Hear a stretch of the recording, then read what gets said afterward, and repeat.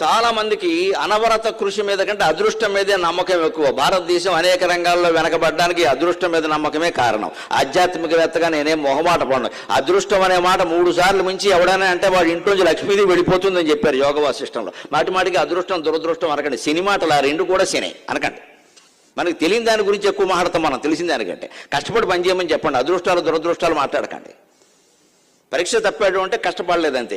నీ దురదృష్టం అనకండి. దురదృష్టం ఏంటంటే వాళ్ళకి అర్థం కాలేదన్నమాట.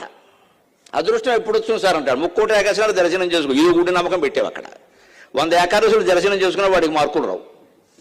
ఏకాశి ఏం చేస్తుంది? నీ రాకాశి బుద్ధి మారినప్పుడు నువ్వు రాకాశివి, నీవు ఏకాశి కావాలి. ఇక్కడ గుళ్ళో ఉన్న దేవుడు అర్థమైతేనే మనిషి మారుతాడు. దర్శనం 100 సార్లు చేసుకున్నా మారడు. పైగా వీడి వెధమోహం చూడలేక దేవుడు వెళ్ళిపోతాడు అక్కడి నుంచి. చచ్చిపోతున్న రోజు వస్తున్నాడు అని. మహాపాపాత్ములందరూ గుళ్ళోకి వస్తే దేవుడు ఉండడు అక్కడ. ధర్మం ఉన్న చోటే దేవుడు ఉంటాడు. ధర్మం లేకపోతే దేవుడు ఉండడు. నువ్వు పూజలు చేసినా ఉండడు.